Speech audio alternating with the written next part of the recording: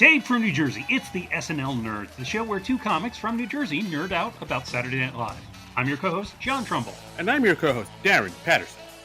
How are you doing, Darren Patterson? I am doing well, John Trumbull. How are you? You don't know where my nipples are. Oh, wow, right off the bat. Quoting the show. Holy Toledo. Well done, sir. Well done.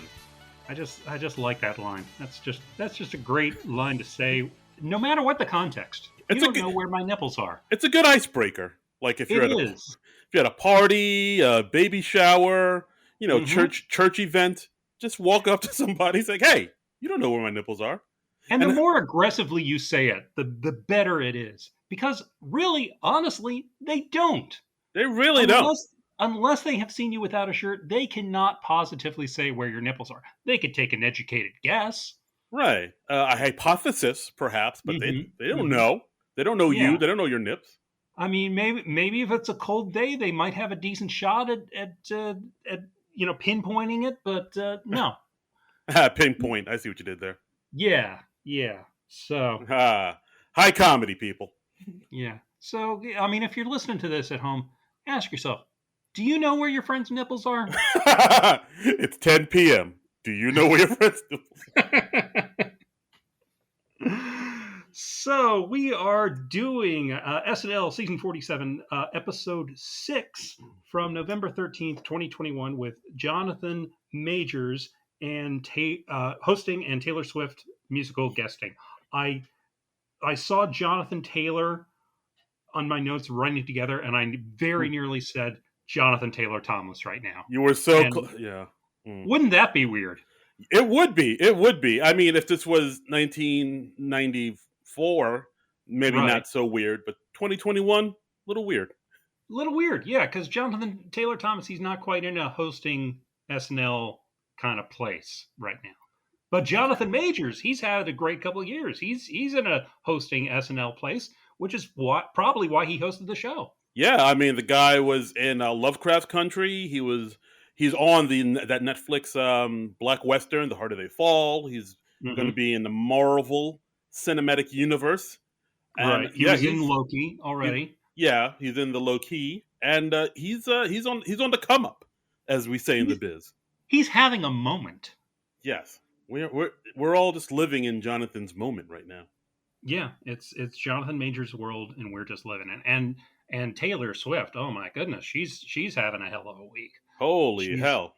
She's re-recorded her album Red, and that dropped this week. And she was on SNL doing a 10-minute version of like one of the fan favorites of her song. So I mean, we'll get into that when we hit the musical segment. But that's something to say. Yeah. Oh, we'll get there because get there. It's I mean, it doesn't happen very often when an artist just does like one musical segment on SNL, but it's like a elongated song or like a medley of songs. But when it does, it definitely is. You definitely got to kind of stop and stare at it. It's just like, it really makes you pay attention. It really gets, and usually like when they've done that, it's been like a medley type of thing. Like, I mean, I know Prince has done like a medley thing. Didn't David Byrne do a medley of a lot of his Talking Heads numbers that he does in his Broadway show, American Utopia? I don't think so. Did he? No, I think he did. But I mean, I remember he was on the John Mulaney hosted episode, but I think it was just two separate songs. Oh, if I'm not mistaken. But yeah, the like you said, Prince did it when Chris Rock hosted, but his was only 8 minutes. I remember like years and years back, I got to look into this, but I know the Rolling Stones did like a super long segment on SNL. Wow. Maybe like early 80s, I want to say, mid 80s, something like that. Yeah, it was like, I mean, those are the two off the top of my head I could think of. But yeah, I mean, but this was 10 minutes of just of T Swift. I mean, one song. Yeah. Holy Toledo! It's like it's a deep dive, man. It is. And this is her her fifth time on SNL, which that's amazing to me because I still somehow think of Taylor Swift as like a newish artist, but she's been around for a good chunk of time. Yeah, like I think it's like that because like I remember when she first came out, and it's like you say, like I still think of her as like she's like the new thing that the kids like. But Yeah. if you think about She's like that teenager who writes the songs, and she's like the new, cool teen artist. But I looked it up. She's 31 now, so she's like an yeah, adult, and it's just, but because she's just fixed in my head as, oh, this new teen sensation. That's still kind of how I think of her. yeah, like she's a grown ass woman. But like She's I a think grown ass woman. yeah, also she looks kind of young too, so maybe that's it a little bit too. She still looks maybe a little bit younger than Yeah, what she yeah, I is. can see that. I can see that. So, Uh, yeah, so exciting show. is it though? Well, it was a lot of excitement going into the show. Oh, okay. There we go. Maybe not so much coming out of it, but we'll get there. I think overall, not to spoil things too much, but I feel like we were both a little underwhelmed by this episode Yeah, overall. yeah. I'll tip my hand a little bit. Yeah, Just because with the 3 episodes that came before this, the Rami Malek episode, Sudeikis, and the Kieran Culkin, those were all solid shows. Those were all they kind of built too. It felt like each one was a little better than the last. right. So I felt like we were building up momentum. We were like, oh, this is we're going here. We're getting going. This building up towards mhm, something. We're on the right track. And yeah, this episode, this episode bit of a stopped. downgrade. Bit of a downgrade. Yeah. Oh yeah. Yeah, and Yes. I kind of got the feeling and we don't discuss the shows too much before we record. Usually, we just like when we record the show Sundays at 1 p.m. or as close to 1 p.m. as we can do it. And so Darren sent his usual text to me today, just saying recording at 1 p.m. And I just said works for me. I don't think I'm gonna rewatch everything because usually we watch most of the sketches twice just to make sure we get everything down. And you just replied, "Yeah, I get it. See you at 1 p.m." So I saw that and I was just like, "Oh, so he's not too nuts about the show either." Yeah. And that really amused me. Yeah. I mean, we'll get into it, but yeah, this episode, I was like, if I was like, guys, what happened? What happened to all the momentum? Like a lot of the sketches in this show felt it. Mm, All right, let's get into it. Okay, Let's get into it. let's go through it sketch by sketch, and we'll figure out what happened. First, starting out, we have the Ted Cruz Sesame Street cold open. This opens up with Newsmax for kids. They say, "Coming up, White Power Rangers." Great line. And they do Ted Cruz Street because this week, because the world is not insane enough, Ted Cruz picked a fight with a Muppet. Yeah, that really happened. A politician who's actively serving Yeah. just got all up into it on Twitter and started cussing out a children's puppet. He got up all in Big Bird's business, and did he actually cuss? He didn't cuss, No, did he he? didn't. He didn't cuss. I'm using flowery language, John. Oh, okay, But okay. yeah, but like a person actively in government is like, all right, so what's the big thing I need to tackle today so my constituents will be happy? And apparently he chose to get into a beef with the puppet. That Yeah, that that was the most pressing thing to do that day. because the Big Bird Twitter account said, "Oh, I just got vaxxed," or he got, or Big Bird got vaccinated on the Sesame Street show, and then Ted Cruz was like, "Oh, this is government propaganda," or blah blah blah blah. I mean, just the worst possible take you can have. I Yeah, think it's a good rule of thumb. If you are picking a fight with a Muppet, you are in the wrong. yeah, and also like he's saying, "Oh, this is government propaganda." Dude, you're in the government. You work for the Yeah, government. So what the fuck are you talking about? yeah, exactly, exactly. So, good premise for a sketch. Yeah, like a conservative take on Sesame Street. It's like, all right, Mhm. that's something. We have Cecily Strong come on as Marjorie Taylor Greene. She comes on with an AR-15. She goes over to some of the kids who are played by Andrew Dismukes, Bowen, and Melissa, and she just says, "Want to hold an AR-15?" And Andrew Dismukes just goes, "I don't think I should," and she just immediately goes, "Pussy." um, that amused me. That was All very right, I funny. like that. I was like, all That right. was the highlight of the sketch for me. Just the high, just the the timing on that was just like, want to hold this? Nope, pussy. I was like, yeah, I haven't heard that in SNL in a while. All right. Yeah. What else do we have in the sketch? We had Kyle showing up as Big Bird. Right, and like him saying, "Oh, I don't feel so good. Maybe the sot gave me COVID," and Ted Right. Cruz being like, "Yes, that sounds correct, but don't worry, we can Right. have our doctors treat you, Big Bird." And of course, the doctor is Pete Davidson, who's playing Joe Rogan Yeah. because Joe Rogan is short and stout and muscular, so of course you get Pete Davidson to play him. Yeah. Yeah. Did we mention that A.D. Bryant was playing Ted Cruz? I think we might have skipped over that.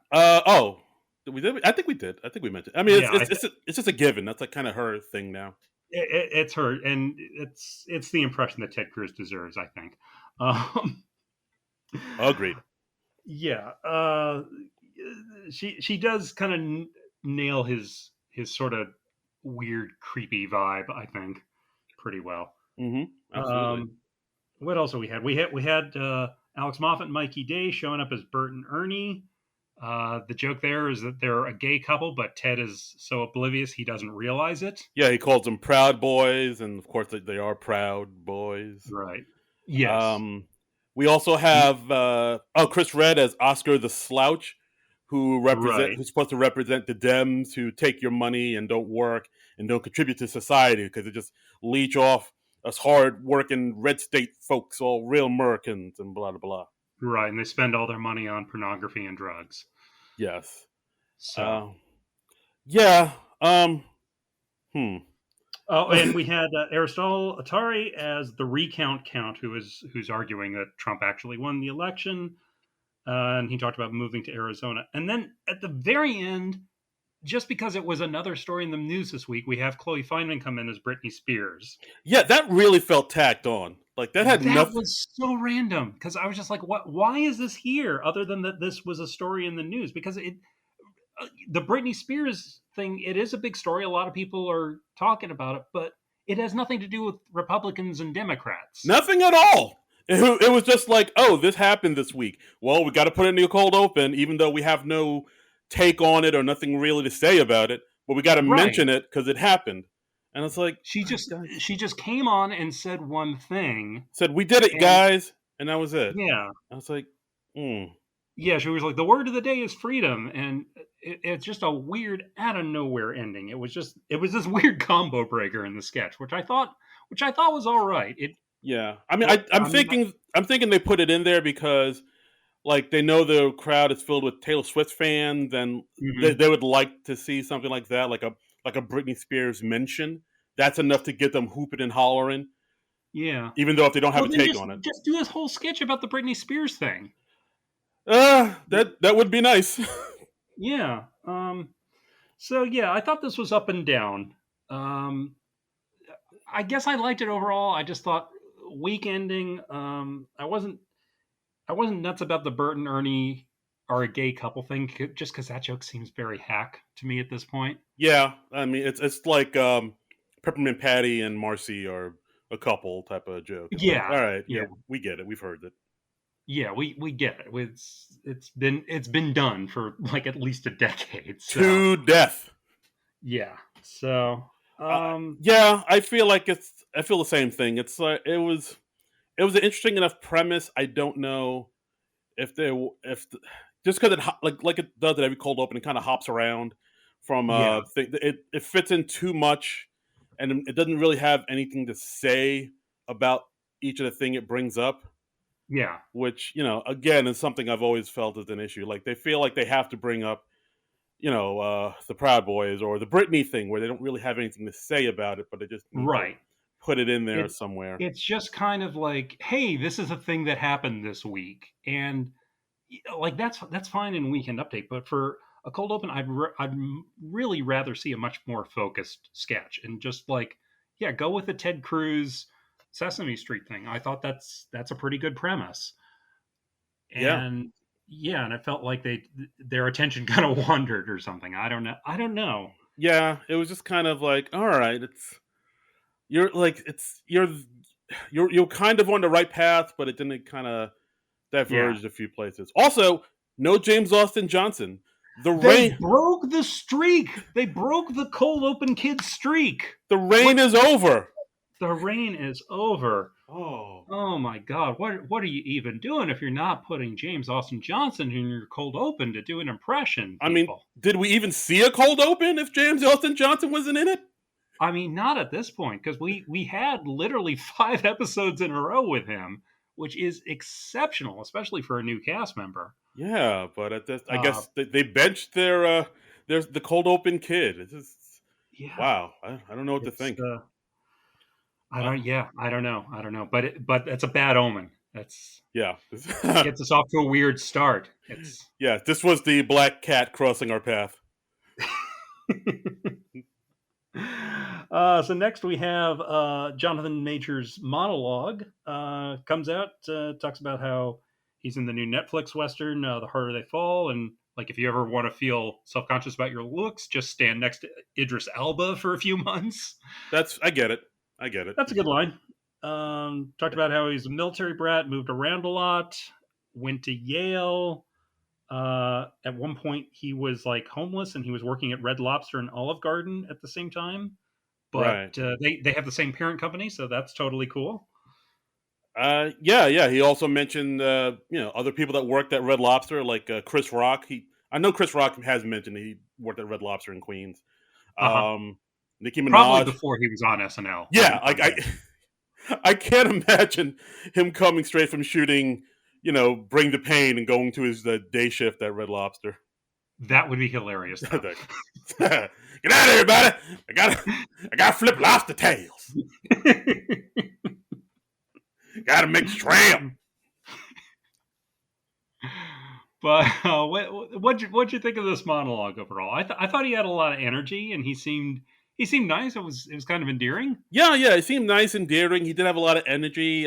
Seemed nervous in a few places. Like it seemed. Hmm. So I don't know if that energy was nervous energy, but he definitely seemed a little like I don't know, a little too hyped up. I guess. He stumbled over a few words here and there, and Uh huh. I mean, but at the same time, he did seem very sort of charming and likable, and like that's pretty much Yeah. all these what all these monologues have been doing for the past few episodes, where it's just them sort of letting the audience know about them and their background, especially if they're a person who maybe isn't in the public zeitgeist or may not be as well known as other folks. So yeah, Yeah. Yeah. I liked his line. He talked about. He said, "I'm in the new Ant-Man movie, or as Black Marvel fans call it, not Black Panther." go on then, Major. That's a good line. Yeah, yeah, So, not bad. decent monologue, not one for the ages, I would say. Yeah, decent. I'll give it a decent. Decent. Okay. Next, we have our first sketch, March of the Suitors. This was on a mock History Channel show called Forgotten Monarchs. This had Chloe as Queen Matilda and Mikey and Adie as her aides. And she's trying to find the most suitable suitor, I guess. Yeah, and it's just people coming up trying to woo the queen and be her betrothed. So of course, Hmm. first person we have Kyle as the queen's guy friend, who she doesn't like him like that. Yeah. Of course, it's played by Kyle, who's always the beta cuck loser guy. I mean, Uh, he gets that he gets that role a lot throughout the show. Yeah, I mean, I can see how that type of role is fun to play, though. So, I mean, he seems to enjoy playing awkward a lot. So, It's a, yeah, that's a good part for him. uh, Is the guy who's stuck in the quote unquote friend zone. right. Uh, Next, we also had Andrew Dismukes and Cecily coming in, and she's like sort of Cecily was like talking Andrew up, and we find out that he is quite well endowed, if I'm remembering correctly. yeah, they're like two commoners, and Cecily kind of comes in with this, strong Cockney accent, almost reminded me of like something out of Monty Python, where she's Hmm. like, "Hey, love, hey, Queen, me boy ain't not much to look at, but he's got a huge orgy, he has," you know, something like that. Hmm. Pretty good, right? That was startling. I Yeah. mean, I thought I was co-hosting the show with a Cockney Yeah. guy for a second. Hello, hello, hello, hello. How's it going there, love? I was like, wait a minute, am I in a production of Oliver Twist? I No, I'm co-hosting a podcast. was trying to think of an Oliver Twist song, but nothing. I was thinking of Oliver and Company. I was like, Consider yourself at oh, home. right, that's from there. On Consider City Yourself, yourself part what of a the family. family. Okay, And that's the limit of the lyrics that I know. But I just know because wasn't it in like a butter commercial back in the day or something like that? probably that seems like it would have been a butter commercial jingle somewhere along the line. Yeah. Yeah, all right, that sounds about right. They Um, also have a song called "Food, Glorious Food." ooh, maybe that was in the butter commercial. What was that? That's that. All the starving orphans are singing that at the beginning. Food, glorious food. Right. Da Ba-bip-bip-bip. da da da da da. Mustard, something. Yeah. Yeah. They rhyme mustard and custard. I remember Yeah, that. that was a bar. So Uh, I probably haven't seen Oliver in like 20 years or more. So uh, I'm doing well to remember that yeah, much. yeah, not bad. Yeah. So that's Andrew and Cecily, Hmm. making a big dick joke, and then of course we have Jonathan Majors and Keenan. Jonathan, presenting himself as a suitable suitor, and then Hmm. Ego comes in, of course, as the suitor's husband, saying, or the suitor's wife, saying, "Hey, he's not who he says he is. He's actually my husband with 6 kids at home." Right. And Ego, I enjoyed this segment of the sketch because Ego is really good at berating people. yes, That seems to be like one of her lanes where she's just like, "Oh no, you're doing this stupid thing." Um, yeah, so it's like she kind of brought in that same energy she had in that pre-tape a few episodes back with the a teacher yes, pre-tape. yeah, It was like that, just berating you're a whoever. straight C student. That's not hot for me. Yeah, Exactly. it had that same energy. And last week we had Punky as she swings the other way and she's like kind of shooting her shot with Right. Queen Matilda. And Matilda's she's possibly open to it. It's like hell yeah, yeah. I mean, nice little role for Punky, who Hmm. we haven't seen too much of this season. Punky So is still a little underutilized on the show. yeah, so And hope to see more of her this season, you know? yeah, but part of me does think that like, I mean, just because she got this role because she's a gay person, and like part of me She's did, out in real life, yeah. yeah, part of me did think, oh, if Kate McKinnon was there and wasn't shooting a movie in Australia, part of me thinks they would have given this role to Kate. Yeah, very possibly. Yeah, Sure. so it's good that Kate's out of the country. All right. Well, I mean, that is the advantage of having such a big cast is that Lorne can let people go off and do these side projects and he still has more or less a full house. That's right. So It's like, oh, Kate's out. Let's use the other lesbian we have in our cast.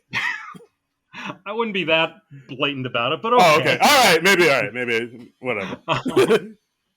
But yeah, I thought this was just very overall. Yeah. Overall, I think this sketch has this sketch. I don't know if this should have been this first sketch to come out of the gate, and I also think this sketch kind of has the same problem that a lot of the sketches have throughout the night that I noticed, and that's there's not a lot of heightening. There's not a lot of escalating in this sketch. Yes. Like basically the premise is Queen's looking for suitors. They bring out a bunch of suitors, which is fine Here's enough. this weird suitor. Here's this weird suitor. Now here's this weird suitor. Yeah. Yeah, I mean it's a fine enough premise, but then like you need either really strong writing or really strong performances from people to like really elevate it. And I don't know. It, I really feel like that wasn't there. Yeah, yeah, I agree. It didn't really build. I just thought it was a mediocre sketch. I didn't really get why this was first in the lineup. So next we had a pre-tape from Please Don't Destroy. This was kind of exciting because we had Pete Davidson coming in, uh, talking to the Please Don't Destroy guys, and he suggested they collaborate. And they stop, they collaborate, they listen, and Oh damn! To the extreme, I rock the mic like a vandal, light up a stage and watch the chump like a candle. Dance. So, just to update everyone, we're so on the lyrics for Oliver, but we still remember Vanilla Ice's one hit, Ice Ice Baby. Don't test my skills, son. um, so, yeah, they're like, yes, let's collaborate on, one of your rap songs. And they do a song that they discover while they're shooting the video is called Three Sad Virgins. And it's just about how Pete's friends with all these cool hip happening people and then also these three sad virgins.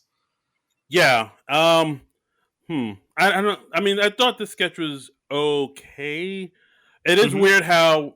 I mean, the sketch starts off as a "Please Don't Destroy" sketch, and I guess ultimately it is Yeah. a "Please Don't Destroy" sketch, but it does quickly turn into it's another Pete rapping sketch or another Pete Well, I rapping mean, video. it was kind of a hybrid between those two, between what the Please Don't Destroy guys do and Yeah, what Pete does. And I thought it was a good collaboration. I thought it had some of the feel of the old Lonely Island sketches.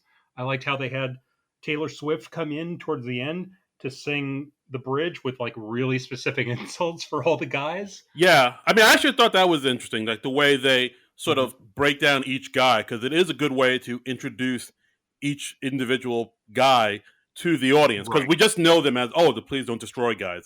We don't know them like by name, but then they go right, in and they say, "Oh, this is John. He has a big head. This is Ben. He's tall and he's redheaded and he looks like a big bird without the feathers." And that's right. Martin, Or the Wendy's girl. the Wendy's girl. Um, Yeah, Ben's the mhm. redhead, and then Martin is the one that looks like a Egon Spengler, like a young teenage Egon, Or a scarecrow. or a scarecrow. I threw in the Yes, Egon thing. That's yes. me. That's a Darren original. Um, and I like the joke that they're not nuts about Pete insulting them, but they're also just so excited to be in Pete's video that they don't really want to say anything. Yeah, So they kind of like Pete's playing like the sort of like super cool, confident version of himself. Where like I think at mhm. one point, I think it's John holds out his hand so Pete can use it as an ashtray. He like dabs out some Yeah, ashes from his cigarette into his hand. So Pete's playing like a sort of uber cool version of himself, which I thought was an interesting twist. yeah. I liked how Taylor had a lyric about how they're like too self conscious to take their shirts off in front of a woman. um, And they're like, yeah, that is and true. and she's and while she's singing this, she's like slinking up to the guys and like putting her hands on their faces and stuff, and it looks like a typical rock video or rap video. But just it's not until you listen to the lyrics and watch some of the visuals that you see how they're kind of subverting it. I really liked the fact that this was in the first half hour of the show. That felt like a real vote of confidence for the Please Don't Destroy guys. Yeah, I mean, just because they've been sort of relegated to the 10-1 era. But I mean, I Hmm. also think the fact that Taylor Swift and Pete Davidson were in this video probably is what got it bumped up to the front a little bit. Just You're because, probably right. Yeah, yeah. that's a good thought. Yeah, it's not. It wasn't solely about the Please Don't Destroy guys, but Yeah, like it's still like kind of a coup for them because it says up top, "A Please Don't Destroy video." So right. I mean, this also might be a way to introduce like people who may not stay up till the end of the show to sort of introduce them to them. It's like that's people true. who are like super Taylor Swift fans and Hmm. watch this video because Taylor Swift's in it. Then they're like, oh, those guys are kind of funny. Let me see what else they do. So maybe this is Yeah. like their way of sort of siphoning some of Taylor Swift's fan base into their own fan Yes. base. Yeah. And I think this season is also doing a really nice job at integrating the new people into the show. I like that we have a nice feel for the Please Don't Destroy guys and the new cast members of Aristotle and Sarah, both of whom we'll see more of later on in the show, and uh, and also James Austin Johnson, Yeah, who, despite breaking his cold open streak, which we're still kind of mad about, but yeah. Um, Hulk smash. so this was cool. I think this was one of the stronger things of the night, definitely. Yeah, I thought this was okay. It's definitely one of the stronger parts of the night. I ain't mad Yeah, at it. it sounds like I liked it a lot more than you did. I thought it was okay. I thought it was good. But yeah, Hmm. the fact that I know. I guess also I thought because like when we first found out about these guys, people automatically connected them to the Lonely Island. Like this, like, oh, Mhm. it's three white guys who write sketches and shoot pre-tapes. Oh, they're like Lonely Island. So like part of me Yeah. thought they would maybe try to get away from that and sort of create its own thing or be its own entity. But like something like this video seems like exactly like something that the Lonely Island guys would do. So Well, I don't think their sense of humor is entirely the same, but I think the show is obviously always looking for something to fill that slot in the show to generate the pre-taped potentially viral content that Lonely Island would do. yeah, So something for the kids. yeah, and that's fine. And I mean, for a while that was Beck and Kyle doing that because they were partners and they'd done a lot of stuff together. And with Beck off the show now, it makes sense to have another group of people doing that. Yeah, yeah, fair enough. Yeah, I think that I thought Hmm. this was okay, but I didn't like super love it. But I was like, all right, this is a step in the right direction. And Okay. then we get to our next sketch, which is Audacity and Advertising Awards. I didn't take many notes on this, and this is not one that I rewatched, which I suppose tells you a lot that I that I wasn't too nuts about this one. This had Jonathan Majors as Jake from State Farm and Heidi as Flo from Progressive, and they're just giving awards for various odd advertising categories. yeah. I think the concept might have been too much for this because like I got what they were doing. Like the concept is basically like when you see an ad that maybe sort of is tacked itself onto like a really important issue to make itself look more like important and actually caring about said issue, but Right, but it's really just trying to sell you whatever it's trying to sell you. Like oh well like that Pepsi commercial with yeah, Kendall Jenner. exactly. Like they compared it, they called their award to they compared it to the Pepsis, and then they showed a picture of the infamous Pepsi commercial with Kendall Jenner, where it tries to be more like woke and socially aware and sort of present itself as this caring company, but it's actually in reality they're just trying to sell you shit like every other corporate overlord is. Exactly, and they're just trying to Yeah, grab onto whatever's in the news or popular at the moment. exactly. Just Much like corporate. SNL itself in some ways. Yeah, So it's corporations, man, trying to control you, man. I yeah, threw it to the ground. I also wrote for this one in my notes, but I used three H's in the ad. I just used two H's, so I liked this less than the last thing. There you go. It had some moments like one commercial that they showed in there. It was Kyle and James Austin Johnson. Kyle was FaceTiming his father, who had just come out to his son, and Kyle was like, "Oh, mom knew all this time you were gay." He's like, "Yeah," and yeah, I miss her. So yeah, I miss your mom too. And just the father's like saying, just breaks out bawling and crying. It's like, "Oh my god, I've wasted my life." Facebook Yeah, portal. It's like, and so it was like this super somber, serious commercial, but right. it was just an ad for Facebook portal. Like, I get what they were trying to do because I have, we've all seen ads like that where they're Mhm. very heavy handed and they're trying to present themselves as more like, but I don't know. I'm trying to figure out what was wrong here. I I mean, it was interesting. They had it hosted by Jake from State Farm and Flo from Progressive because like that actress who's playing Flo, it's kind of hilarious because she's been doing it forever. I don't know how long those commercials have been running, probably somewhere around a decade at this point.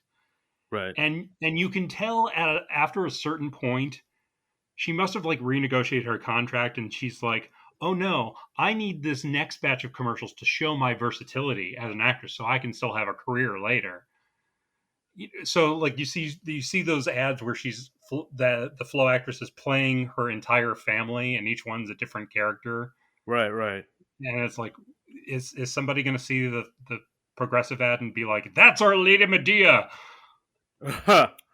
Just Yeah. Lady i Medea. just i just find that amusing because the poor woman's probably going to be typecast for the rest of her life, so I hope to god progressive is taking care of her. I do too. I mean, the same thing with I forget the name of that woman at the AT&T girl, Oh but yeah, her or the Snapple lady, you remember the Snapple lady? oh, the Snapple lady. Whoa. That's a Yeah, that's a blast from the past. yeah. Yeah, I although I feel like she hit on some hard times. I have a vague memory of reading something about that. yeah, or even the woman in the Toyota commercials. Yeah, you hope all these people Mhm. kind of bounce back and are able to have a flourishing career, but I don't know. Yeah.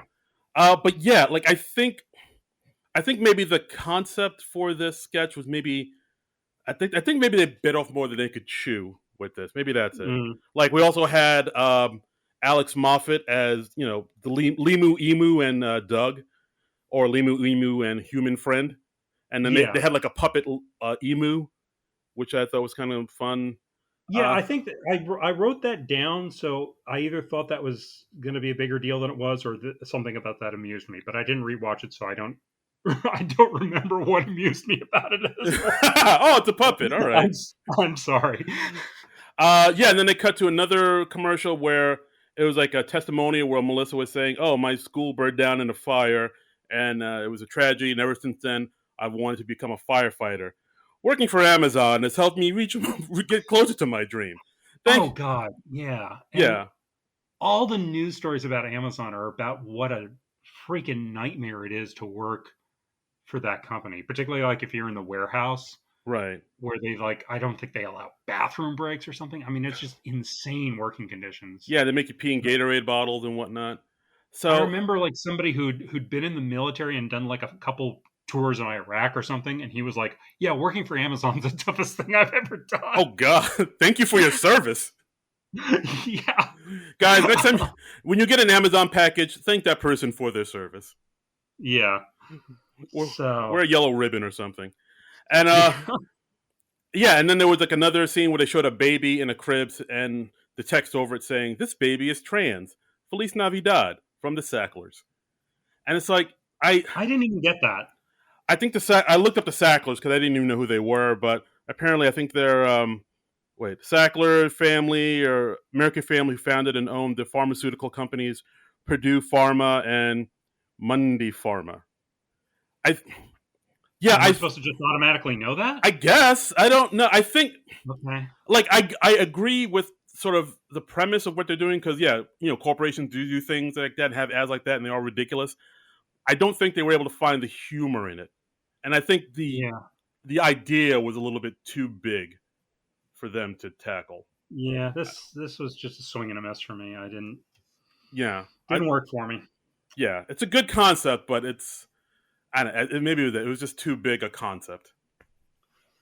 Next we had Strange Kid Tales. This is a show on the Sci-Fi Channel, co-hosted by Keenan and Jonathan Majors as his co-host. And they just bring on a bunch of parents and kids, and they're freaked out by all the scary stories they hear. Again, this is a sketch where it needed more heightening, more escalation, and it really Yeah, didn't go this anywhere. this this one, yeah. I really thought this was repetitive, and I just wish it built more or at all. It didn't.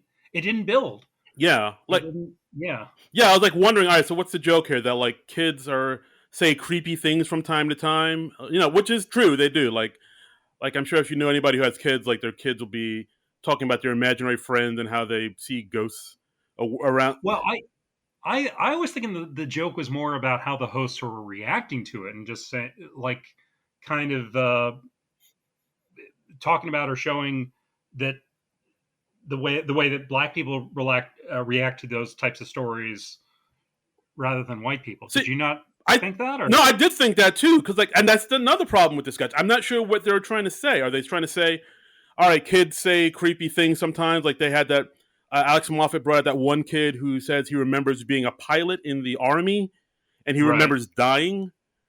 Like is that the joke that kids say creepy things, or the joke is that black people see sort of creepy supernatural things like this and react like oh hell no, I ain't going near that. Yeah, they're like, nope, I'm out. No, I'm out, and they're like, they get up and they start wandering the set. Um, yeah, I'm not sure. I'm not sure what they were trying to say with this sketch. I think that I felt like it was more about the host's reaction than about the kids. I feel like the kids' creepy stories were just to set up the reactions from the host. That was my take on it, but yeah, I yeah, could be wrong. yeah. I guess yeah. And the reactions were, I mean, I guess they were amusing enough, but Hmm. but still wasn't strong enough to carry the sketch. Like halfway through the sketch, I was like, all right, what are we doing here? What Yeah. is this? I And was I was kind of like halfway through. I was like, okay, I get the point. yeah, and then they repeat the It point. didn't. Yeah, it didn't build. Yeah, they give it. You get the point early on, and then they repeat the point, and then they repeat the point, and then Yeah, they repeat the point until you're thinking, what is the point? yeah. Bars. I got lyrics, son. To the extreme, I write the mic like a vandal. Okay. So next we had another pre-tape. This was called Man Park. This was just talking about how there are a lot of men these days who their only social outlet is their wives or their girlfriends, and uh, so for that they have Man Park, which is like a dog park, but for men in relationships who need a social outlet besides their wives or girlfriends, and they can make friends with other men.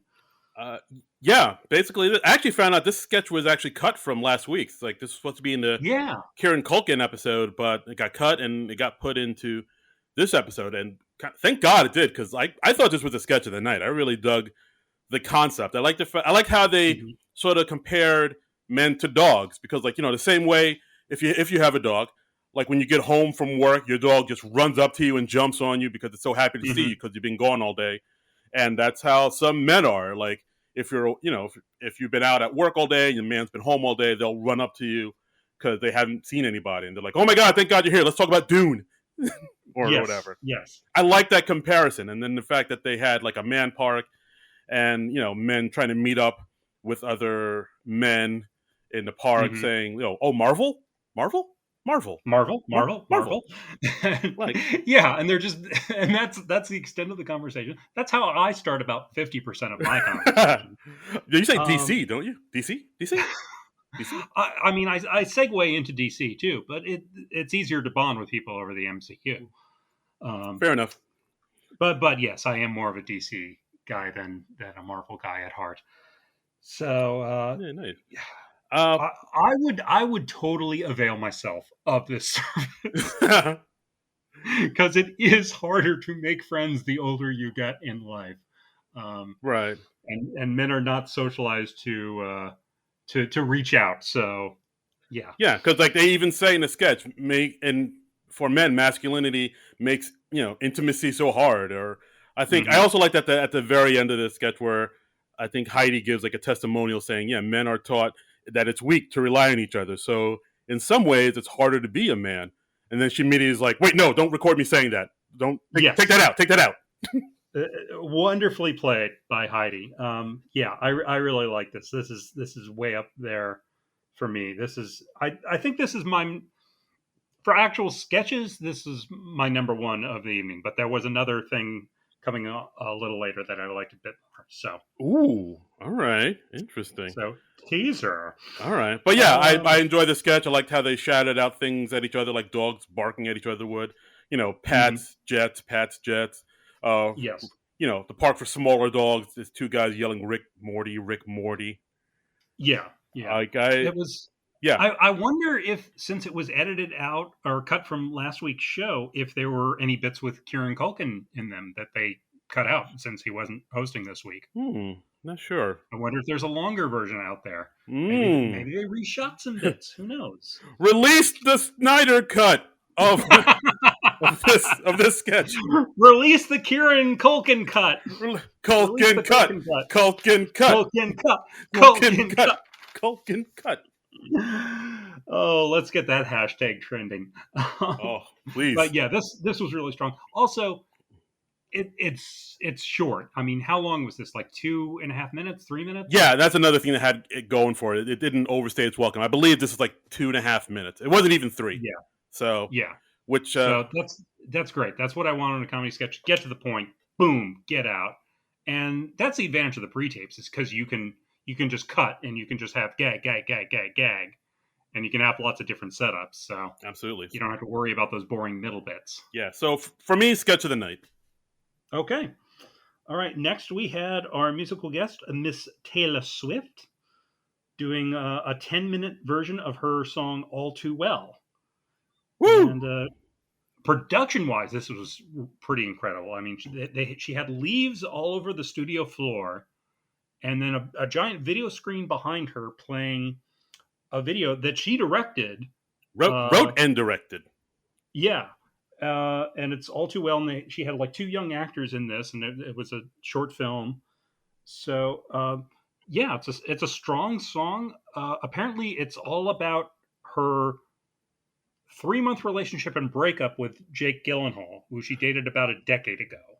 Yeah, like so. Apparently, this is an old song. It came out Hmm. on her album Red, which came out around 2012.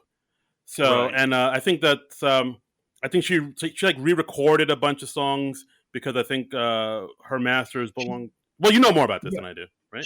well, I did a little research on this because I wanted to get up to speed on this. And Right. okay, so she, like a lot of musicians, she does not own her own music, or at least she does not own her master recordings. So she offered to buy back those master recordings from her record company, and she had the money to do it, of course. But I think her record company was like, "No, no, we're good. We're going to keep them, thanks," and keep earning millions and millions of dollars on them. Bye. So so Taylor Swift was just like, okay, then I will just re-record them all, and I will own them all, of those versions. So if you see a song where it's like, all too well, and then parentheses Taylor's version, that's the version that she owns, and that's the new version. And she re-recorded her album Red, and she also recorded a bunch of songs that were cut from that album back in the day. So, Right. and those are called From the Vault. And it's things that were left off the original. And apparently she's like listened to a lot of feedback from her fans and stuff. And this song was like a real fan favorite. So Yeah. she was like, I'm going to do this full 10-minute version of the song and include some cutting lines that were cut the first time around. Yeah, actually, I think like a few nights before her performance, she was on Jimmy Fallon, and she kind of Yes. hinted that she might do this. Like Yeah, she was on Jimmy Fallon this week. She was also on Late Night with Seth Meyers this week, and I watched both of those segments. And okay. she's very charming. Yeah, yeah, yeah. She's a charmer. Yeah. So like when she hinted at that, people online were like, "Oh, is she gonna do a 10-minute version of the song on SNL?" So when Mhm. it happened, I wasn't too surprised. I was like, "All right, this seems yeah." This she said she was gonna do it, and here she is. Yeah, yeah, and it's got. I mean, I was just surprised. I was like, wait, she only dated him for 3 months, Yeah, and she got like a 10-minute song out of 3 months of dating some dude. I mean, my exes don't but remember my but name. she dated him like right before she turned 21, and you feel things Oh, so intensely at that age. I can get it. I get that. So oh, wait, she wasn't 21 yet. When? yeah, like, okay, Mm. hang on. I found a story on Elle about this. Um, okay, it says All Too Well, of course, is widely believed to be about Swift's ex Jake Gyllenhaal. Swift and Gyllenhaal dated for 3 months in October 2010. Okay, that's a weird sentence right there. Yeah. Because how do you date someone for 3 months inside 1 month? That's Time is an illusion, Michael. An L editor saw that and was just like, "Yeah, that's good. Let's go with that." Run with it. Approved. It says this was right before she turned 21, and she mentions that in the song. Gyllenhaal at the time was 29, on the cusp of turning 30. Mm. Swift's line, "I'll get older, but your lovers stay my age," ended up being truthful, as Gyllenhaal at 40 has been dating model Jean Cadu, who is 25. So, Mm. Oh. um, and apparently he hasn't returned her his scarf. So, Oh. That's the real injustice. yeah. It's a really nice scarf. Get her And that scarf back. let's see. The article goes on to say Swift spoke to New York Magazine in 2013, though, and confirmed the subject of All Too Well heard the track. I heard from the guy that most of Red is about. He was like, I just listened to the album, and that was a really bittersweet experience for me. It was like going through a photo album. That was nice, nicer than like the ranting, crazy emails I got from this one dude. It's a lot more mature way of looking at a love that was wonderful until it was terrible, and both people got hurt from it. but one of those people happened to be a songwriter. Yeah. So So so if we learned anything from this guy, guys, don't date songwriters because they're gonna well, they're that's gonna it's scary. they're gonna put it all on wax. Yeah, and apparently this thing she does. She's I know she dated Tom Hiddleston for a while, Yeah. and I feel like she has some other famous exes, but I don't know Uh, offhand who they. I think she dated one of the Jonas Brothers, and Oh, that sounds right. Yeah, I feel like maybe John Mayer at one point. yeah, he's dated a lot of people. Dated That sounds right. half the Eastern Seaboard. Yeah, Well, I mean, all right. So overall, what do you think of this song? I mean it's a strong song. I rewatched it. I was really impressed with it production wise. Honestly, I what I'd like to see footage of the SNL crew cleaning up all those leaves from the stage right after he comes off stage. Looks like New Year. Looks like Times Square and New Year's Eve. Are they sweeping them up? Do they have leaf blowers? What do they do to get them out of there? Oh god. All right. So So here's I pulled up who has Taylor Swift dated. Of course. Okay, we're getting into this. Yeah. John Mayer, Harry Mhm. Styles, Joe Jonas, Taylor Lautner, Calvin Harris. I don't know who that is. Me neither. Yeah, she's Tom Hiddleston. Yeah. Oh, Okay, Joe Alwyn. She's dating now. I don't know who that is. Yeah, some guy. Uh, Okay, Calvin Harris. Pop star. Illegal. I'm not sure. does it say how long she dated any of these people? Yeah, Tom Hiddleston, June to September of 2016. Okay, Calvin so that's like Harris, four 2015, months. February to June 2016. So that was a while. Oh my God, they've got this documented. Yeah. Oh, dude, you have no idea. Like, you have no idea how the Taylor Swift fandom, how deep it runs. Oh, I mean, I'm not surprised because she does have a very intense or very enthusiastic fan base. Oh yeah, So there. She's like the Beyonce for white people. Like they go in. yeah, like if you're not quite old enough for Adele, Taylor Swift, she's your lady. Yeah, So absolutely. But yeah. So yeah, that's mostly the people I know. But yeah, she's okay, they a lot of fellas. yeah. Ain't nothing wrong with I that. mean, I think it's impressive that it was like a full 10-minute song. I don't think I ever got bored with it. The second time I listened to it, I was listening to the lyrics a lot more. The first time I was just kind of letting the song wash over me. I mean, how'd you like it? The same way as you, I think. I think I'm not a huge Taylor Swift fan. I'm not. I don't really Hmm. listen to her music that much at all. It all kind of sounds like pleasant pop music. Yeah. When I first heard it, I was like, oh, this sounds okay. My Yeah. wife sort of appreciates her a lot more than I do. So I gave it a second listen, and I really listened to the lyrics, and I was like, oh, okay, there's some good writing here, some good lyrics. Like I think Yeah. one of the lyrics, she said something like, all the times you double crossed my mind or something like that. I was like, all right, that's Yeah. clever. That's a good line. That's a Yeah, good yeah. line. So Um, that might be one of those things yeah, and where, yeah, there's some nice imagery in the song and stuff. She is a strong songwriter. I think I first kind of revised my opinion of her was when Def Cab for Cutie covered her song "We Are Never Ever Getting Back Together," mm, and they kind of slowed it down and they gave it like this real eerie treatment, and the song had just this whole new feel for me. oh, Um, so I was really impressed by that, and I was like, oh, okay, there's more with Taylor. There's more going on with Taylor Swift than I thought at first. Because yeah, more than meets the eye. exactly, she's like a transformer. Robots in disguise. Right, Da right. da da da da da da. Da.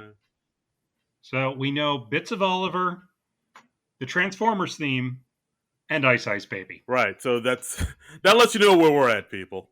Yeah, yeah.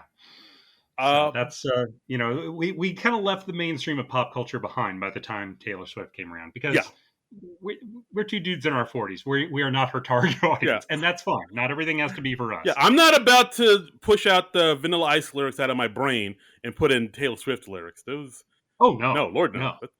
I mean, why would you? That sounds like work. Yeah, absolutely. But yeah, overall, this was a strong performance. It was a good performance. Something I Hmm. appreciated a little bit more upon second hearing.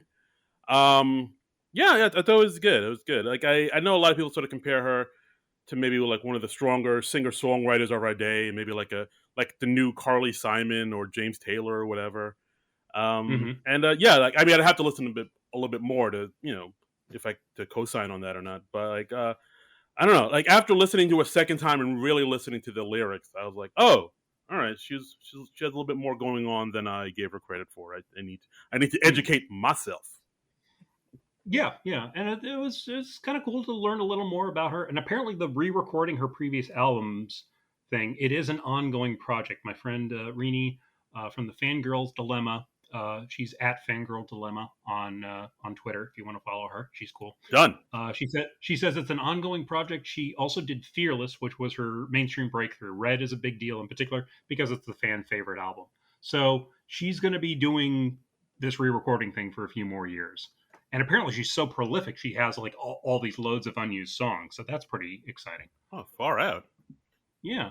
So yeah, tip of the hat to Taylor Swift there. Yeah, absolutely. Thumbs up. Yep. So next weekend update: Colin Jost, Michael Che, Micah Trey. Michael Che.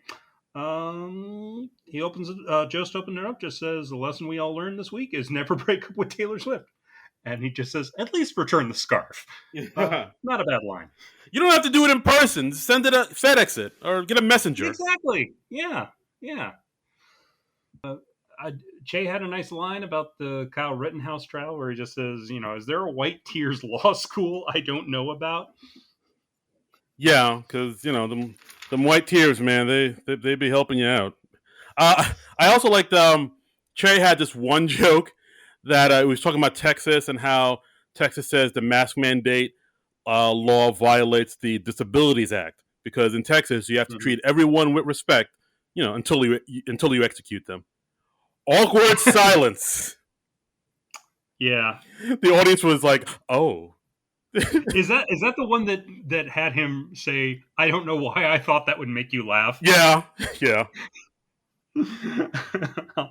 I just love Jay because he's just like a no BS guy, and he's just like totally honest. And like if a joke doesn't do well, he's just like, okay, whatever. yeah." He had that other joke talking about how Britney Spears, is now free from her parental Conservatorship. conservatorship, and how the media is excited that Britney is back on her feet, so they can knock her right back down again.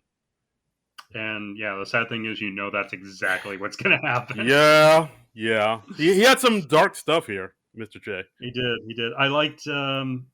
There was some politician who said men are turning to pornography and video games, and Jay goes, "That's not true. I also drink." Yeah. There was also that one about the airline in Vegas that offering planes to Mhm. nowhere just so people can have sex in the air. And oh, cool, said the polar bear in 60-degree weather. Yep. Yikes. And just after that, Joe's was like, "This will get him back," and he told a joke about Giraffe Dahmer, which I just wrote down that name because it sort of somewhat amused me. it, They seem to be really having fun this week. I yeah, think yeah. sometimes even when the jokes themselves weren't too strong, they just seem to have a nice energy to them, and there was something very endearing about that. So when I rewatched the segment, because of that energy, at times it seemed stronger than it actually was. Yeah, yeah. I think they reached that level where they're just kind of making each other laugh at this point. Like Hmm. like the stand up comedian that plays at the back of the room. Whereas Yeah, we know this is funny. If they don't get it, that's on them. But we're having a good right. time, so let's keep going. Yeah, and sometimes they can just come off as very self indulgent or very patting yourselves on the back. But on this week's show, I thought it worked. I agree. We also had a couple guest segments. We had, firstly, new cast member Sarah Sherman coming out, and this is on YouTube as Sarah Sherman roasts Colin Jost. So, right there, I'm on board. Uh, Yes, please. Click. she's talking about how the season is going so far, and she says I've got feedback, and she's talking about like, well, first of all, why is this show live? It doesn't need to be live. I I could say something right now that ruins my life and yours. Yeah.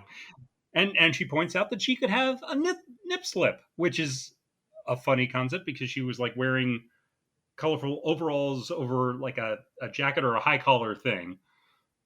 Uh, and and Colin was very rightly saying like it's almost impossible for you to have a nip slip right now. Yeah. And anything Colin would say, she would immediately transform into like the worst possible interpretation, and they'd have a graphic up on the screen with a headline. Yeah, and they had like, So with each graphic, they had Colin like look worse than worse. Like at one point, he had like these over mhm. exaggerated eyebrows. At one Yes, point, Sarah Sherman says like, "Why is everybody in this cast so damn good looking? Like I'm here looking like Chucky went to Sarah Lawrence, and everybody else on the cast here is beautiful." And Colin just said, "Well, you're pretty too, Sarah." And of course, Sarah's like, "Oh wow, are you saying I'm beautiful? Are you obsessed with me?" And then of course she yeah, cuts right to the camera saying, "Local pervert Colin Jost hits on underage, barely legal new cast member Sarah Sherman." right, And then it right. shows like him, like with his eyes bugging out and his tongue wagging out, type of thing. Yeah, yeah. And then I think I just Colin says like, "What do you mean underage? What do you mean barely legal? You're almost 30." yes. And I mean, I also liked her saying like, why is the show on late? So late. It's not even Saturday anymore. It's Sunday. You people are being lied to. And she just had a real cool offbeat energy that really made this work.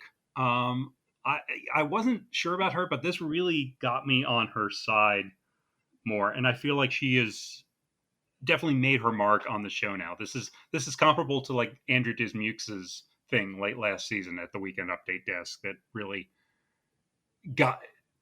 I have a sense of her personality now, Yeah, no, absolutely. and That's a yeah, yeah, no, that's a great comparison because like when Andrew came on, he introduced himself, his background, and we got to know who he was and his sense of humor. And I think like from the moment you see Sarah, like she comes hmm out in like you said, like these crazy colorful overalls, like right, and this crazy colorful shirt, and like these like kind of wireframe, almost like David Koresh like glasses, and this weird hmm kind of almost mullety haircut. Like she looks so offbeat, where like yeah. just the moment you see her, you're like, oh, she's a character. I rewatched this segment and I was just like, okay, no, I feel like I get her now. She's Judy Tenuta crossed with Rosanna Dana. Ooh, that's a nice mix. That's I was like, if those two somehow had a child, that child would be Sarah Sherman. Yeah, like she's like very kind of unhinged and loud, but she brings a lot of confident energy with her. She has a real offbeat cadence to her voice too, which works for her. Yeah. Yeah, So it's kind of exciting to see SNL incorporate a new style of humor like that because she doesn't really seem like, despite my Rosanna comparison, she doesn't really seem like anybody who's been on the show before, and that's kind of exciting. It's almost like a paradigm shift of the type of comedy they're doing. right. Yeah, no. When she came on, like I felt like the energy liven up from the entire show because, like, I mean, as you've hmm heard from our talking about it, like I felt like there have been okay moments in the show, so Yeah, up until this point, but when she came on, that's when like things got lively again. That's when I started to really pay attention again. Where like I looked up from my phone. I was like, oh, who's this person? Like yeah, yeah. that's when I got excited. That's it. The excitement kicked in. So for me, this was the sketch of the night. Um, Mm, if you're counting update death segments as sketches, which for the purposes of this discussion, I am. okay. If you don't, then just mark me down for Man Park. Okay. So, Yeah, no, I agree with you. Like I thought this was a really strong segment. I thought it was mhm. something different, something new. It was like a new energy. It breathed life into the show for a few moments, Yeah, and we all for a few moments, and then it went out again. and then it flatlined. No, but no, it gave us a sense of who this person is and what she's all about. So like now, people people will kind of automatically become fans of hers or not, and like she's not just another Yeah, cast member. She's like, oh, she's Sarah. I know who that is. That's yeah, Sarah. yeah, and again, I feel like this was a nice segment to introduce her to the audience, and I was kind of like, okay, yes, now I know what she's about, and I honestly I liked her more than I was expecting to. So I look forward to seeing what she does in the future. Here, here. Next, we had another death segment with Aristotle Atari. as Laughing Tosh 3000. He's an AI robot doing stand-up comedy, Uh, and yeah, actually, I watched this and immediately had the feel of, oh, this is something from his stand-up act, yeah. and that was confirmed on Twitter. One of our Twitter followers said like, oh yeah, he did this at the Just for Laughs festival in Montreal, and I looked it up, and the character looks different, but it is the same character, and it's the same sort of thing he was doing. Yeah, yeah. I didn't know. I actually found out this was like a last minute addition too. I guess I just threw this in at Hmm. the last minute. I remember seeing on Facebook somebody comparing this. Do you remember this comedian from the '90s called Mr. Zed? No, I don't think so. If you look it up, type in Mr. Zed, you'll see it was like a this one stand up comedian who like his shtick was that he was a robot doing stand up comedy, and he like kind of moved in very robotic type of movements. And I mean, I guess you, Oh, okay. Yeah, wow. He's got like the whole outfit and everything. He's got the shiny suit and the fake hair, and yeah, yeah, the look is kind of similar to what Aristotle did. When he was doing it in his stand-up act at the Just for Laughs festival in Montreal, he had an old oh like the Macintosh. shell of a computer. Yeah, an old Macintosh computer over his head, and he was wearing that like a helmet, and then he's in a type thing. I think the look on the show it was better because you can see his whole face for one thing, Yeah, and and I mean that thing he does with his voice is impressive too. that was really impressive because he really did sound like an AI generated voice, and he's like processing, processing. This is worth looking it up. Yeah, Aristotle Laughing Tosh 3000. Um, I thought this was another strong death segment. I feel like we're totally going to see this character again. I hope we do. Yeah, it's like Yeah. I said, it's kind of almost like Max Headroom vibes, but not quite. Like the way Hmm. Aristotle does that thing with his voice, like "hello down." Oh, like I can't even do it. I'm not even going to try to do it. Yeah, no, it's tough to even do a good impression of it, Right. But but there's funny stuff, and he's like, I'm going to do crowd work, and where are you from, Colin? And Colin says Staten Island, and then he just goes processing, processing, processing. Staten Island sucks. that's not bad. And then he did like an impression of Instagram. Look at my body. Yeah, Look at my body. Look at my body. yeah, And act out. and he did Tinder, where it's like swiping left, left, left, left, and then Get out of my like get out of way. my life, get out of my life, get out of my life. Get out of my way. Get And out of my way. yes, Yeah. And so then it went into this thing where he talked about how he used to date a GPS because mhm, like I think Colin asked him like if he dated, and he's like, "Oh, that's a sore subject for me, Colin." And right, then he's like talking about how when he had sex with his GPS girlfriend, she always gave directions. Go left, right. up, down, recalculating, recalculate. Like that's not a bad Yeah, joke. That's pretty solid. And plus, yeah, that in it with was the cute. you add that in with the voice. I was like, oh, this works. This is good. Yeah, Um, yeah, this was cool. I look forward to seeing this character again. I don't want to like any recurring character. I don't want to see them drive it into the ground. But if they bring this back in like 3-4 weeks, I'd be good with that. I would agree. Yeah. Two strong weekend update segments from the two new cast members. I mean, Hmm. this is phenomenal right here. Yeah, and I thought it was good because it gave both of them a nice hook. So I feel like I know what both of them are about much more now. So Right. that was cool to see. Yeah. So now Aristotle has this, and Angelo and Sarah. We got to know her personality more. So I think Hmm. where this is just like the start of them doing more and more throughout the show, which I am here for. Yeah, we're still early in the season. I think there's plenty more time for them to hopefully come up with some more memorable moments for the season. So it's nice to see all the new people getting so well established. I Yeah. just like to see them backtrack a little bit and get to see Punky get a little more of that treatment, Absolutely. and Andrew Dismukes to continue on the path he's on. Here, here. Next, All right. uh, Next. we had. I mean, Well, I can tell this was a favorite. it was a nice little, oasis, and now we're about to go back into the dirty So waters. next we had Broadway benefit. I apparently cannot say words with B's any longer. Uh, This was a sketch. It was co-written by Cecily Strong, Kent Sublette, and Bowen Yang. And this one just kind of felt like Cecily and Bowen just wanted to sing this week. It really did. So it's basically we have Adie Bryant and Kyle Mooney as a married couple. They're bringing their small child to Broadway to look at a It was an actual small child. They had a lot of kids in yeah. the show. It's a kid-heavy episode. A lot of kids staying up late Yeah. past their bedtimes. I mean, to just deliver one line or two. Yeah, and they did a nice job of it. Yeah, no, the kids are good. We're not here to bash kids. The kids are great. And yeah, and I don't care for them myself. But, I don't. Children, not my cup of tea. Yeah, I mean, hey, you folks that have the kids, that's great. You go on with your bad selves. Just not for me. Yes, John is the Miss Hannigan of the SNL Nerds podcast. Yeah, and as the show develops, like Adie remembers the show from watching it from when she was a little girl, and then when they see the show, they realize it's much more drug centric and it's much more adult oriented humor than she remembered.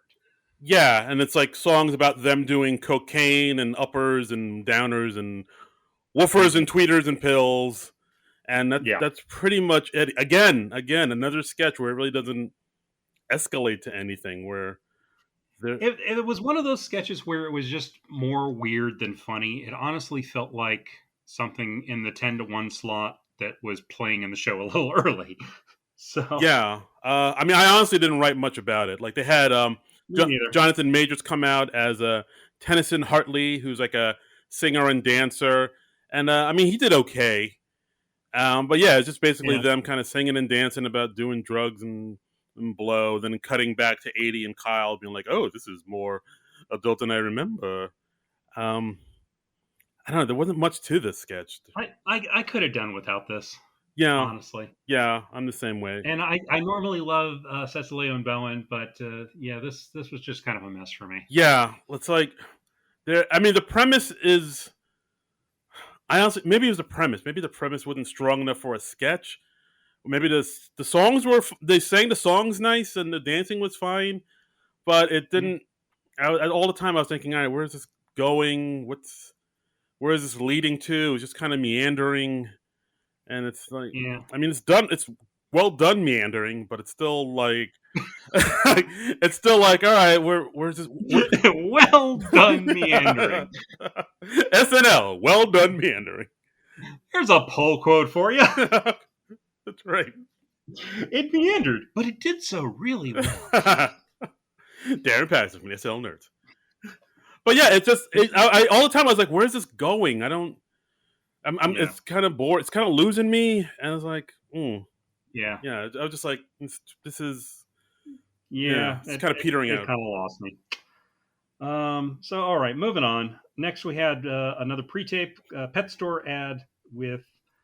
This was co-written by Chris Redd and Will Steven, and this was like a fake commercial with Bone Thugs and Harmony. No, it's Dog Bones and Melodies by Bone Thugs and Harmony. Right. So they're running like a pet care place, a pet care place. Yeah, no, it's a pet store for a dog that sells specifically just bones because they're Bone Thugs and Harmony. Yeah. So the bone is in their name, so they sell bones. You get it?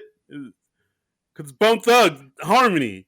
So they sell bones, and then when you buy a bone, they'll sing a song for you about the bone you bought. It was kind of a reach, frankly. Yeah, no, it was goofy. I mean, my main reaction to it was, okay, we've got a sketch with dogs, and we don't have Cecily Strong in it. What the hell are you doing, people? Egregious. You have dogs on the show. You feature Cecily Strong in the sketch so she can play with the dog. I feel like she should put that in her contract at this point. It should 100% be in her contract. Maybe she traded that off for the opportunity to sing more. I don't know. I mean, in each show, I either sing or play with dogs, or sing to dogs, which I will do, or play a crazy white lady. Yes, I do one of those three things. I'm waiting. I'm waiting for the day where she plays Janine Pyro singing to a dog. That's when that's the trifecta. That's the dream. That's the dream. That's the strong trifecta, Yes, as they call it in the business. saving that for the Christmas episode. That's right. That's right. So that I mean that was my main reaction to that, as they broke one of the cardinal rules of SNL. Uh, Is you bring dogs into the studio, you let Cecily play with them. yeah, of course. I mean, but back to this sketch. Yeah, like I thought it was. I mean, the premise definitely is not strong enough for this sketch. It's like it's a Uh-huh. simple premise that maybe you can pull maybe a 2 minute sketch. You Yeah. get in and out before it goes on too long. But that's another thing with the sketch. It went on too long. I think it's like three. It's longer than the Man Park sketch. This one was like Yeah, three. it's 3 minutes 8 seconds. Yeah, like So by 2 minutes it I was. ate up 3 minutes of airtime. So, and at the end of the day, isn't that what we're really after? We're just running the clock. Running the clock. It took up some space in the show, and so Yeah, kudos for that. yeah, Nice wigs, nice wigs yeah, in the sketch. yeah. Nice I always like wigs. seeing doggies. Yeah. I mean, again, it's like them. They've been doing this a little bit where they've been referencing '90s hip hop bands, like Yeah, Bone Thugs, Eminem, and whatnot. Um, yeah, but yeah, like 2 minutes into the sketch, I was like, all right, I get the premise. What yeah, now? What? Where is this going? And again, I, doesn't heighten to anything. It just kind of hits yeah, on the thing, and then they bring in. They cut to Kyle Mooney, who's like their business manager. He's business bone, and he's like, guys, you yeah, guys are hemorrhaging money, and I I mean that's something, but it's not. yeah. Mm. I would have liked it more if it was shorter. I think. Yeah, if it was short, like they need to shave off a minute off this. If they shaved off the minute, I Yeah, wouldn't be as bummed out by it as I was. yeah, exactly. Then our last sketch of the night, pastor announcement. This is Jonathan Major and Ego as the they're at the First Dam Baptist Church, and they announced that they've had 24 very happy years of marriage, and then last year, and so they've decided that they're opening up their marriage, and they're just kind of throwing it out there to the congregation and seeing who might be interested. Uh, So yeah, and that's pretty much the premise of it. It's like them. yeah, I mean, there are a few good lines here and there, like Chris Red, who's a member of the congregation, saying, oh, you got to have an open marriage. Is that what I have with my wife?" And the parish was like, no, you're just cheating on your wife, Phil." yeah, that was a great line. I wrote that one down. I liked how like Keenan was into it, but Keenan's the organist, and they're just like, no, no, we're not feeling that. Organist. Haha, organist. Um, this was all right. I think it was stronger than some other things in the show. Yeah, Yeah, again, like heightening, escalating. This isn't really here. It's just them propositioning the congregation, and then some of them being into it, some of them not. I yeah, liked how they said they were on the dating apps like Coffee Meets Penis. I was like, all right, uh that's huh, a line. Um, yeah, they're talking about how they both want to get with, like, as their hall pass would be Travis, who's in the choir. And then I think they cut to Kyle Mooney, who's like, hey, wait a minute, I'm Travis. Like, and he's like, oh, you guys, that's so sweet. yeah, yeah, yeah.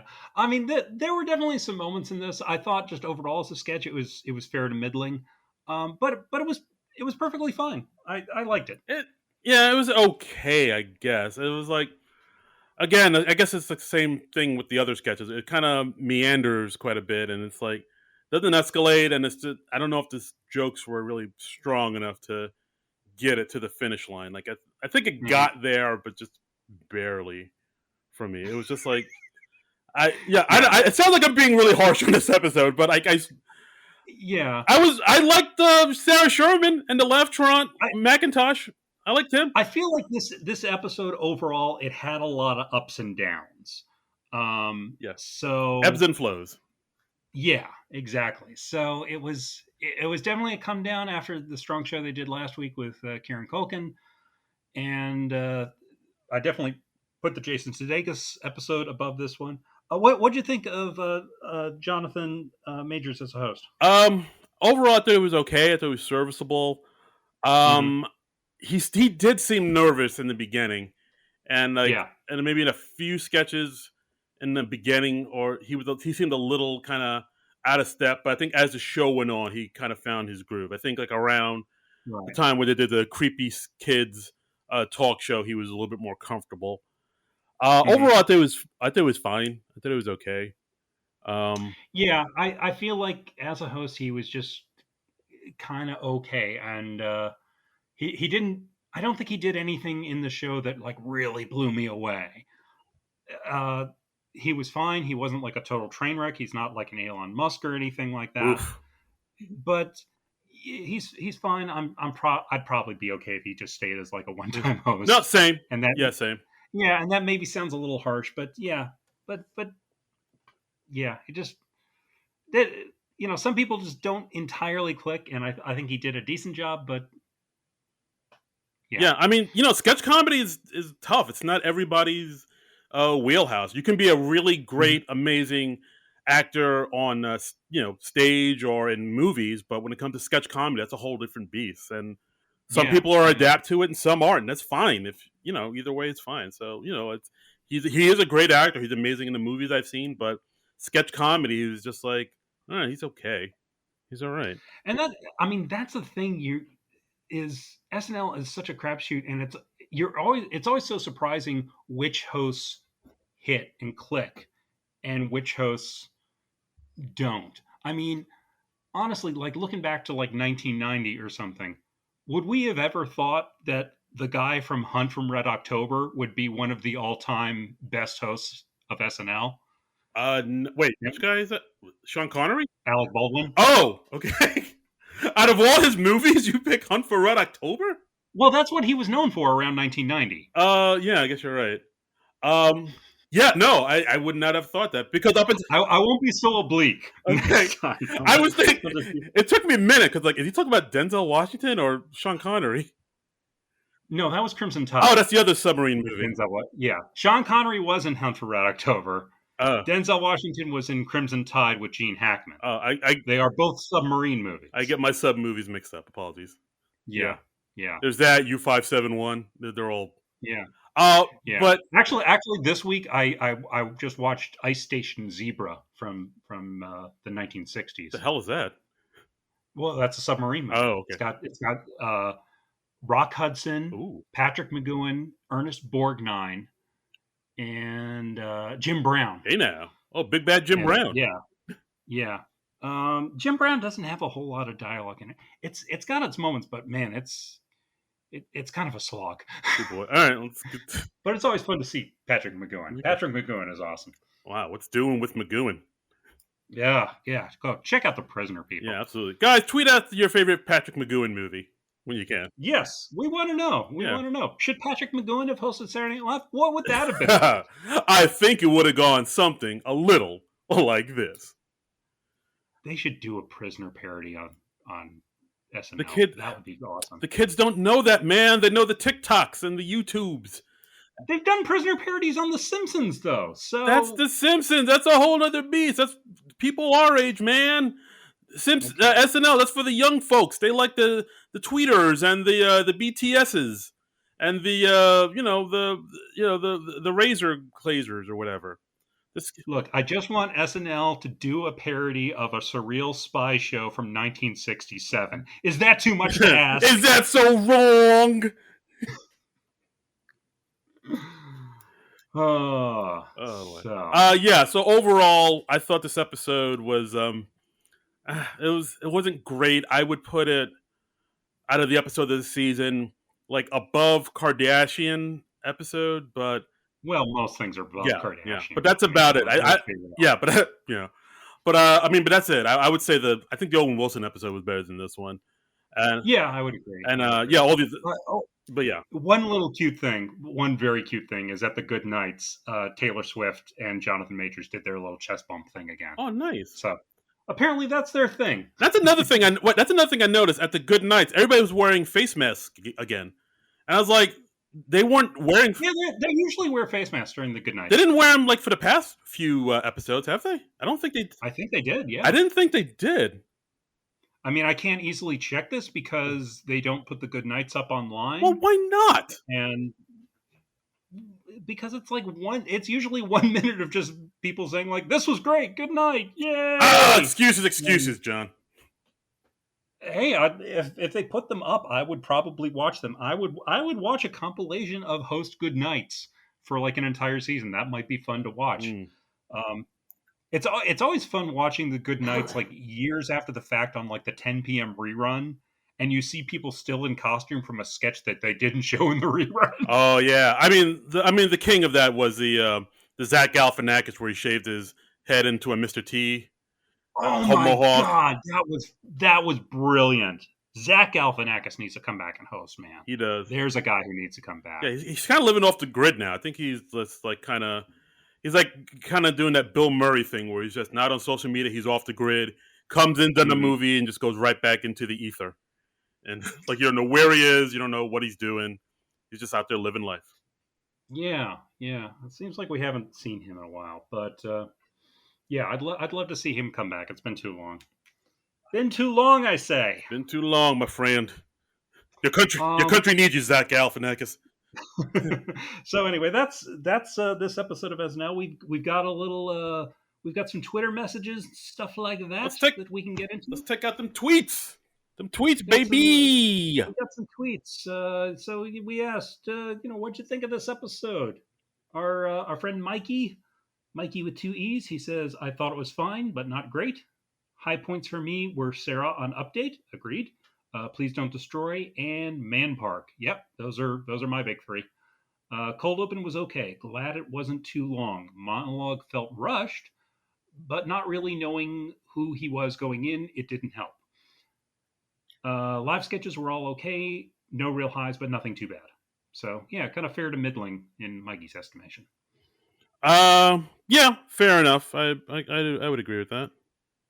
Mm-hmm. See where's the other? Sorry. We got Manette Marati. Oh yeah. You should go. I'm looking for it now, but yeah, you should. Okay. She says, I've got it up. She says, how does it feel to know that comedians can also be replaced by robots? Oh boy. That is a great question, Manette. That amused me when I read that. Darren, do you want to tackle that? Not great. It's like, oh, my job can my love and my one true passion can be done by a speak and spell. Is that what you're trying to tell me? Okay. Could be done by a Teddy Ruxpin. Is that where we're? Is that I where we're at?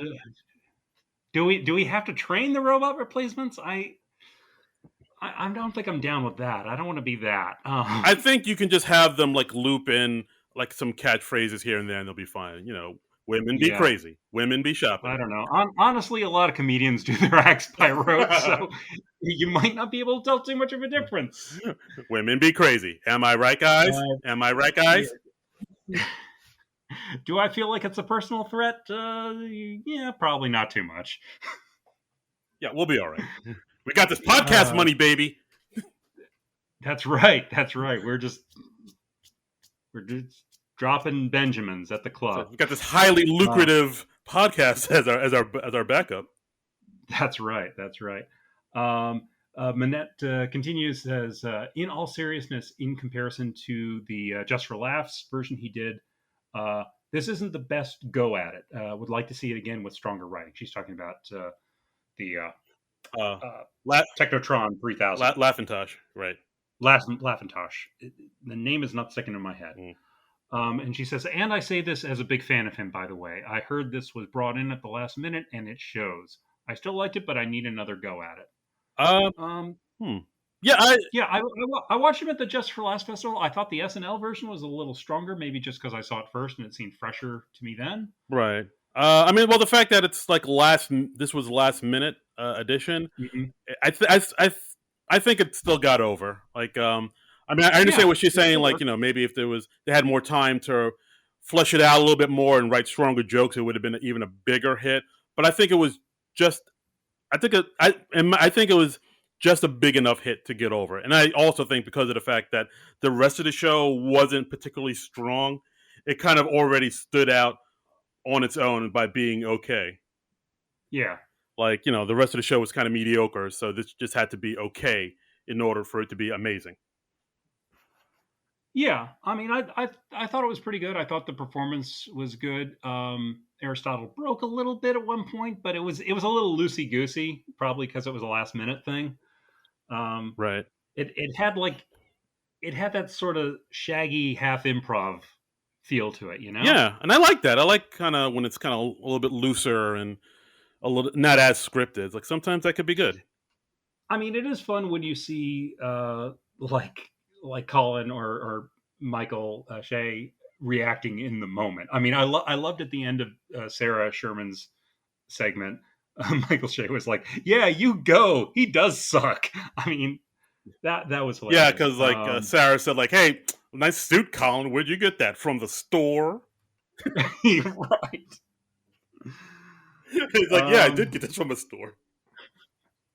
that was fun. And hey, kudos to Colin for being such a big sport, a good sport to let people make fun of him that Yeah, much on just the show. everybody just constantly dumps on Colin. He's like, "Yeah, I get it." And he and he has a good sense of humor about himself. I mean, the main title is memoir, a very punchable face for Yeah, crying out loud. Cecily So Strong threw wine right in his face, and he's like, "Yeah, that's fine." yeah, yeah. So I kind of like that he lets him he lets himself be everybody's punching bag. That's really fun. Um, Yes. we had one more tweet that was just sent 15 minutes ago. Rini, the fangirl's dilemma. She's at fangirl dilemma. That's dilemma with two M's. Says deeply honored that Trumbull Comic reached out to me to confirm details of Taylor Swift's whole deal right now before recording SNL Nerds show. Always nice when my endless prattling about nonsense helps my friends. Well, I mean, Rini, endless prattling about nonsense is our basic show format. That's So, our bread and butter, yes, baby. yeah. So, thank you, thank you for that. No, thank you. And yes, and thank you for giving me the quick Taylor Swift primer, so I didn't look too foolish. And that's it for the Twitter. But I just noticed before we started recording, we got a new review of the podcast on Apple I Podcasts. did not know this. You told me this before we recorded, and I was like, "Oh, we got a new review." And I have not Mm-hmm. heard this. I have not seen this. I'm going in cold. John Trumbull hit me with the good news. You're coming to this 100% fresh. This is from Girl Love Zombies. That's LUV and zombies. She says, "Great podcast, 5 stars. I really enjoyed listening to both of you each week discuss each episode skit by skit. Thank you for all that you do. You have really renewed my love for SNL." So Oh, thank you very much, Girl Love you're Zombies. welcome, girl love zombies. Thank you so much for the kind words. Yeah, that's always nice, and it's always cool to get another 5-star review. That really does help us out. And uh, the only thing I wonder about is she says I really enjoyed past tense listening. Did she stop listening? John, don't. Did something happen to Girl Love Zombies? Are you trapped under something heavy? Do you need some help? Do you blink twice if you need help? Do you need me to call somebody? Are you okay?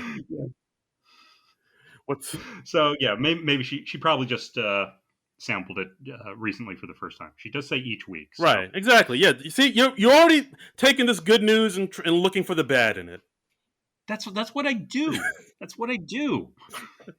That's You can't give me a compliment without me finding the negative inside that compliment. fair enough. Fair enough. That is the way my brain works. I am a stand-up comedian, my friend. Kind words. What's the catch? Sincere compliments. No, I don't trust them. So yeah, but please rate and review us over on Apple Podcasts or wherever you listen to your podcasts, and we will do our best to track those down and read them on the show because we always like hearing some feedback. Yeah. And you can, yeah, Yeah. I was just saying. Yeah. okay, and you can follow us on the Twitter at SNL Nerds Show, and yeah, please give us a follow. We always like that. We're still trying to get that follower count back up. Uh, And you can follow me on Twitter at Trumbull Comic, TRUMBULL, and the word comic. And you can follow me on Twitter and Instagram at Darren Credible. That's DARIN Credible. And as always, you can follow the network we're on, Non-Productive at non-pro, Jesus Christ, or go to non-productive.com. Listen to all the episodes we've put out and donate to our Patreon. Give us some money. Let us let Mm. Frank know that we're doing good here, and like people like what we're doing. Yeah, that just helps us keep things going and pay for all the stuff we need to do this and give you this free entertainment. So next week we got Simu Limu and Sweetie No, on the show. Simu Liu. Simu, Were you ooh, thinking about the Limu yeah, Emu? I was. So I was thinking he had a rhyming name, but no, not so much. Kinda Simu Liu. It's just short of rhyming, and that was what threw me. Mm. So, but Shang-Chi's going to be in the studio next week. Yeah. That's Oh, did exciting. you end up seeing the movie? I have not watched the movie quite yet because that interfered with me watching episodes of The Green Hornet on YouTube this week. Um, What? well, again, why watch current entertainment when there are episodes from 1966 out there? The Green Hornet from the. All right, all right, all right, It's not Bruce Lee, man. all right. It's good I'm stuff. not here to judge. I just that I, sentence. I feel like you are. I feel like you It's are. just I'm feeling very judged at the it's moment. just But no, Shang-Chi Legend of the Ten Rings is on Disney Plus now, so I'm going to finally check it out this week. okay. So, Yeah. Just that sentence really took me aback. I was like, wait, what's he doing? But yeah. Simu Liu. We all know him as Shang-Chi from the Marvel mhm. universe, and he was also on that Canadian sitcom that was very popular in Canada, Kim's Convenience, which is I've watched and also a lot of stock a photos. lot of stock photos. That's his. A lot of stock photos. I think he shot all of those in an afternoon. I could see that happening. Yeah. And Yeah. So I'm just fingers crossed for a stock photo sketch. I think that would be a lot of fun. Dare to Dream. And then we also have Saweetie, who I don't know much about. I know she's a female Mhm. rapper, and I don't know. We'll get to see what she does. We'll find out what she's all about. Uh huh. So, is she going to have a 10-minute song about her ex? Who knows? Maybe that's the new format for musical That's guests. right. Warren just going, you can come on the show, but you've got to do 10 minutes about your ex. Have you dated a celebrity you can trash in a musical Mhm. setting? If it's Jake Gyllenhaal, great. We're all about the bashing Jake Gyllenhaal on SNL. Oh god. I can see Jake Gyllenhaal at home like again with this. It's like, all right, I'll return the scarf. Damn. Jeez. Hello DHL. I got to return a scarf. It was Mysterio, damn it. I don't deserve this. God. Deserve respect. I'm in the Marvel universe. I mean, it's Sony, but still. Yeah. that counts. That counts. Yeah, absolutely. Happy Hogan was in my movie. I am therefore part of the MCU. Yeah, come on, guys. Show me some love. Yeah. Oh man. Ooh. Wow, what an episode. I had more fun talking about this episode than I did watching it. Well, then mission accomplished. Yay, thumbs up. So, yay, thumbs up. So, and you know what? We're going to need some help deciding what we're going to do for our next break week. We've got a few possibilities. I think we're going to put up a poll on the Twitter account. Yeah. And you guys can help us out with that. Gonna put up a poll, take it to the people, and see what they say. We'll just stay tuned, keep an eye out for on our Twitter account at SNL Nerds Show, and vote early, vote often. Make your voices heard. All right. So, we'll see you next week. And until then, nerds out! This has been a non-productive media presentation. Executive producer Frank Hablawi. This program and many others like it on the Non-Productive Network is distributed under a Creative Commons Attribution Non-Commercial No Derivatives license. Please share it, but ask before trying to change it or sell it. For more information, visit non-productive.com.